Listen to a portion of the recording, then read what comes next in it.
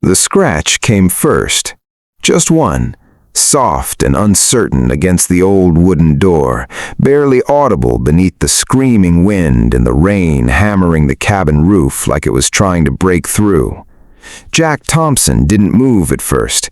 He sat at the kitchen table with his hands wrapped around a cold coffee mug, staring at nothing, his eyes red and hollow from 2 days without sleep.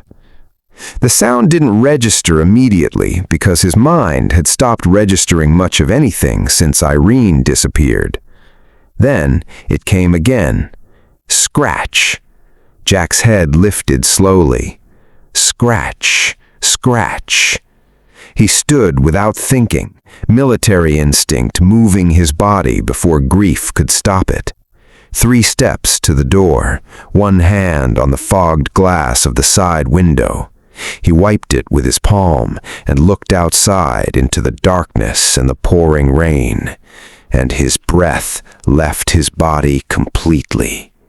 Standing on the porch, soaked to the bone, older and thinner and scarred across one shoulder, was Rex. The German shepherd stared directly through the glass at Jack. Rain poured off his thick black and tan fur in steady streams. He didn't bark, he didn't whine, he simply held eye contact with the stillness of a dog who had crossed something vast and difficult to be standing exactly where he was standing. Then, slowly, Rex turned his head toward the dark tree line beyond the porch railing, back to Jack, then toward the forest again. Jack's hand was already on the door handle. Welcome back to Jack and Rex Tales, where loyalty never gets lost and love always finds a way home. 48 hours earlier, Irene Thompson had been sitting at the kitchen table coloring while rain tapped quietly against the window. She was 5 years old, small for her age, with her mother's dark eyes and the habit of asking questions that stopped adults cold. That morning, she had looked up from her drawing and asked, "Daddy, do you think Mommy can still see the mountains from heaven?" Jack had been standing at the counter with his back to her. He closed his eyes for just a moment before turning around with the careful expression he had practiced for 2 years, the one that was supposed to look like peace but never quite was. "I think she can see everything, baby," he said quietly. Irene nodded seriously, the way children do when they are filing information away for later. Then she folded a small piece of paper, tucked it carefully into her jacket pocket, and went back to coloring without another word. By afternoon, she was gone. Jack had searched the porch first, then the yard, then the tree line at the edge of the property, calling her name until his voice cracked. By evening, the sheriff's department had mobilized a full search team. Helicopters swept the mountains through the first night until the storm pushed in from the west and grounded everything. Volunteers came with flashlights and left with nothing. The northern ridge began showing early signs of mudslide activity along the slopes, and one by one the search teams pulled back for safety. Sheriff Toiver had called an hour ago, his voice exhausted and heavy with apology. "Jack, I'm sorry. The mountain's too unstable tonight. Mudslides are starting along the northern ridge. We resume at first light, I promise you that." Jack had said nothing. He simply set the radio down on the table and sat back in his chair and stared at the family photograph on the living room shelf. Emily smiling, Irene laughing on her lap, and beside them both, a powerful black and tan German shepherd wearing a worn tactical harness. Rex had been Jack's military working dog before he was anything else. They had served together overseas through deployments that Jack never talked about in detail, through 2 explosions and 1 ambush that should have killed them both. Rex had pulled Jack from rubble once. Jack had carried Rex through a firefight once. The kind of bond that forms in those conditions doesn't have a name in civilian language. When Jack retired from the Navy SEALs, Rex retired with him and came home to the mountains of Tennessee. He became Emily's dog as much as Jack's. He slept at the foot of their bed and followed Irene around the yard like a patient shadow from the day she learned to walk. Then Emily got sick, and then Emily was gone. After her death, Rex changed in ways that were difficult to watch. He stopped eating properly. He slept outside her bedroom door every night with his chin on his paws. Sometimes, Jack would come downstairs before dawn and find the old shepherd sitting perfectly still in front of Emily's empty rocking chair, staring at it with an expression that looked too much like grief to be called anything else. Then, one morning, 6 months after Emily died, Rex walked into the tree line and didn't come back. Jack had searched for him for 3 weeks, but the mountains had swallowed the dog completely. Until tonight. The moment Jack opened the front door, the storm hit him like a wall. Freezing rain needled against his face, and the wind drove straight through his plaid shirt before he had time to button it. He grabbed his flashlight and tactical jacket from the hook beside the door, clipped his survival knife to his belt, and stepped off the porch into the dark. Rex was already moving. The German shepherd pushed through the wet underbrush at the edge of the yard without hesitation, pausing every few yards to look back and confirm Jack was behind him. There was nothing uncertain about the dog's movement, no sniffing the ground, no circling. Rex moved like he had already made this trip before, like he knew every root and rock and turn by memory. Jack followed without question.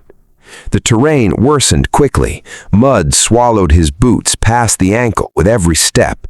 The flashlight beam caught sheets of rain and turned the forest into something disorienting, all shadow and silver water and the white flash of birch trunks.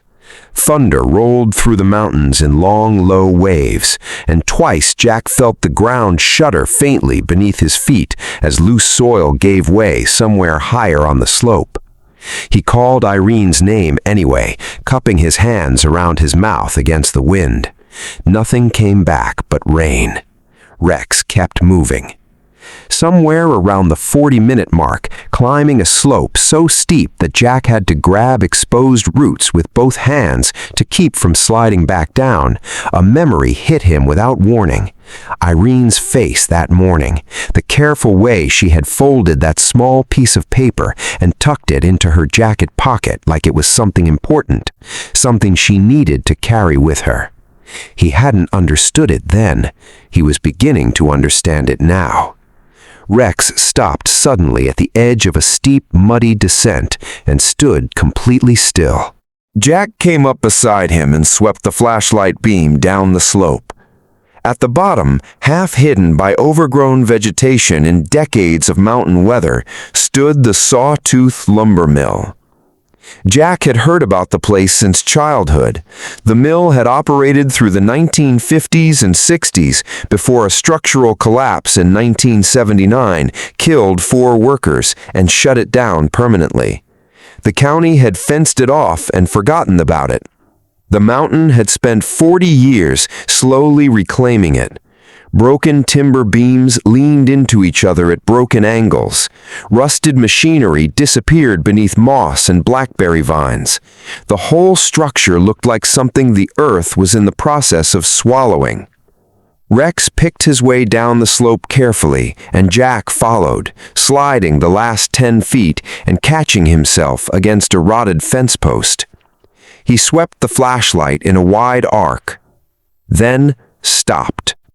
Caught in the blackberry thorns at the base of a split oak tree was a tiny pink mitten, Irene's.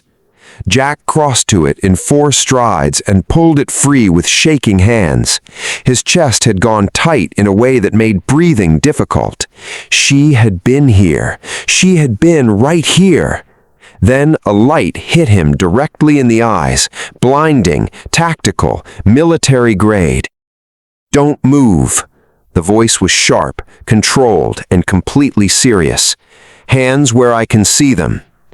Jack stopped instantly and raised both hands away from his knife. Years of training kept his body still and his voice level, despite the panic hammering through him.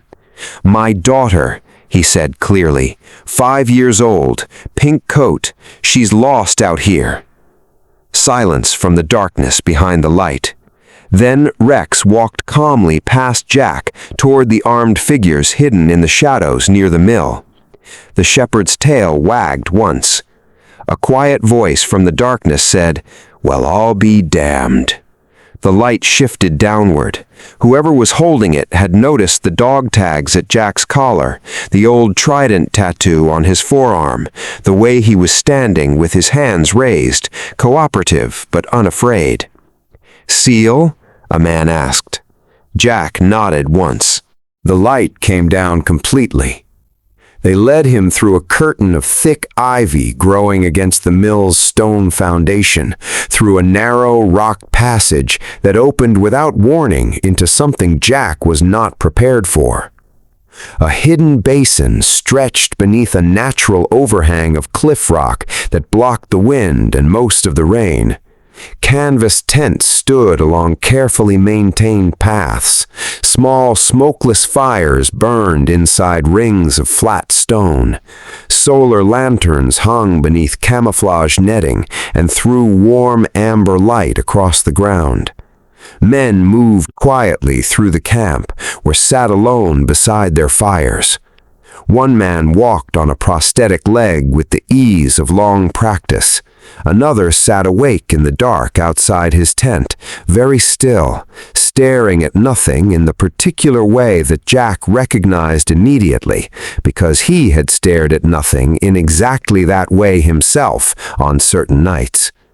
An older man near the edge of the camp was folding an American flag with slow and trembling hands, pressing each crease with the deliberate care of someone performing a sacred act.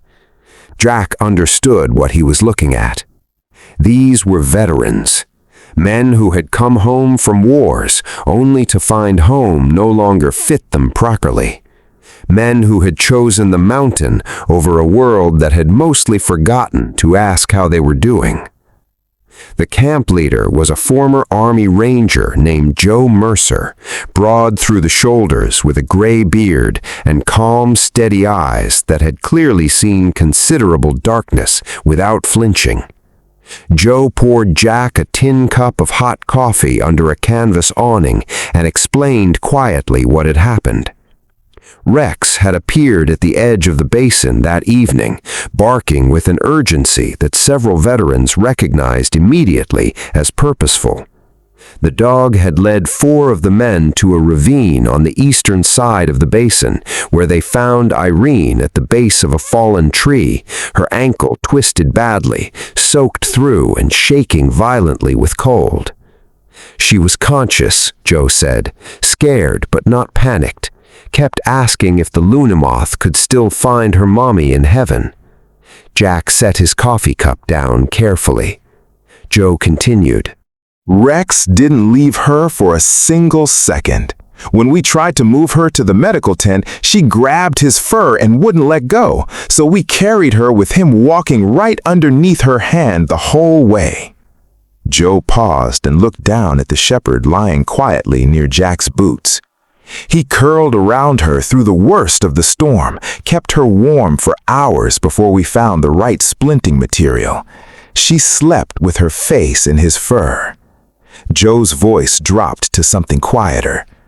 That dog knew exactly what he was doing. Jack pressed his fist hard against his mouth.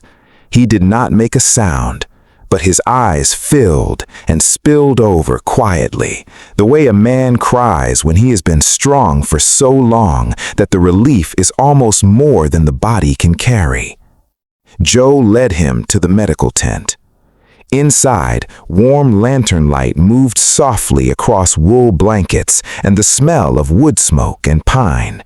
Irene was sitting up on a low cot with her ankle wrapped and splinted, a tin mug of warm broth cradled in both small hands. She looked up when the tent flap opened. "Daddy!"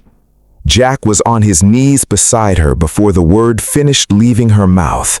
She dropped the mug and wrapped both arms around his neck, and he pulled her in and held her with everything he had, his face pressed into her damp hair, his entire body shaking with something beyond relief and beyond gratitude and beyond any word he knew. "I've got you," he whispered. "I've got you, sweetheart. I've got you." Irene held on tight. After a long moment, she pulled back slightly and reached into the inside pocket of her jacket with two small fingers. She drew out a folded piece of paper, slightly damp but intact, and held it out to him. Jack unfolded it with careful hands. It was a crayon drawing. Mountains in blue and green, a yellow cabin, a woman with long dark hair standing in a field of flowers with light drawn around her like a halo. Beside the woman, a large black and tan dog. And at the bottom, in the careful, uneven letters of a 5-year-old who was just learning to write, "For Mommy, Rex will bring this." Jack's throat closed completely. Irene touched his face gently with her small hand. "Daddy?" she whispered. "Mom told Rex where to find me." The tent went absolutely silent. Somewhere behind Jack, one of the hardened veterans made a quiet sound and turned away. Morning came slowly over the Smoky Mountains. The storm had pulled back to a soft gray drizzle that drifted through the pines like smoke. Jack carried Irene through the hidden passage and out into the pale early light, Rex walking steady and close beside them. At the passage entrance, Joe shook Jack's hand with a firm grip and held it for a moment. "Sheriff doesn't need to know about this place," Joe said quietly. "No," Jack agreed. "He doesn't." He looked back one final time into the basin.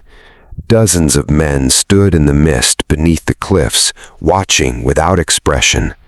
Men who had given decades and pieces of themselves to a country that mostly moved on without looking back. Jack raised one hand slowly. One by one, the veterans returned it. No words. Just the oldest acknowledgement between soldiers. "We see you. We know what it cost." Halfway down the trail toward home, Rex stopped walking. The shepherd turned and looked back toward the hidden camp for a long moment. Then he looked up at Irene resting against Jack's shoulder. The little girl had one hand resting loosely on the dog's back as Jack carried her. Rex turned his face forward and kept walking. He had made his choice. The first snow of winter came 3 weeks later, drifting in soft silence over Whisper Valley. Inside the cabin, a fire burned in the stone fireplace, and the windows glowed with warm yellow light against the dark. Irene slept on the couch beneath a heavy quilt, her ankle nearly healed, her breathing slow and even. Rex lay beside the couch with his chin resting across her feet, his eyes closed, his old body completely still, in the particular way of a dog who is finally, genuinely at rest. Jack stood at the fireplace mantel, holding the framed family photograph. Emily's wedding ring hung from the chain around his neck, where it had rested every day for 2 years. He had kept it there because taking it off felt like releasing something he was not ready to release, like admitting a finality he couldn't face. He stood with it for a long time. Then, carefully, gently, he lifted the chain over his head. He set the ring down on the mantel beside Emily's photograph, not because the love had ended, but because he understood something tonight that he hadn't understood before. Irene was safe. Rex was home. The cabin had light in it again. Emily was still here in all of it. He didn't need to hold on so tightly anymore. Jack knelt beside Rex and rested his forehead quietly against the old shepherd's head. Rex exhaled slowly and leaned into him without opening his eyes. "Welcome home, partner," Jack whispered. Outside, snow continued falling over the mountains, soft and steady and clean, covering everything in white silence. And inside the cabin, for the first time in 2 years, nothing was missing. This story carries several layers of meaning that go beyond entertainment. At its heart, it is a portrait of grief that older American viewers will recognize immediately. Not the loud theatrical kind, but the quiet, exhausting kind that a person carries through ordinary days, through cold coffee and empty chairs and photographs that become both comfort and wound. Jack's journey shows that grief does not end on a schedule, and that healing rarely comes when or how we expect it. It comes in the form of a scratch at the door at midnight. It comes when we are finally willing to open it. The story also speaks directly and honestly about America's forgotten veterans. The hidden sanctuary in the mountains is not fantasy. It is a reflection of a real and painful truth that many older Americans know personally. Men who served in Vietnam, Korea, and other conflicts came home changed in ways their communities were not equipped to understand. Many withdrew, many were lost. The veterans in the basin are not broken men. They are men who needed peace and found the only place the world seemed to be willing to give it to them. Their silent salute to Jack at the end of the story is a moment of profound dignity, a reminder that service and sacrifice deserve to be witnessed and honored, not processed and forgotten. The relationship between Rex and Irene carries its own quiet lesson about the emotional intelligence of animals and the ways they love without condition or complication. Rex mourned Emily. Rex protected Irene. Rex chose his family at the end, not because he was commanded to, but because loyalty, once formed, does not require instruction. And Irene's drawing, carried into the mountains for her mother, is perhaps the story's most important truth. Children process loss in ways adults rarely give them credit for. Her journey into the woods was not reckless. It was love, expressed in the only language available to a 5-year-old. The story asks its viewers to look at the children around them with more tenderness and more attention, because sometimes the quietest actions carry the heaviest hearts. Finally, Jack placing Emily's ring on the mantel is not an act of forgetting. It is an act of trust.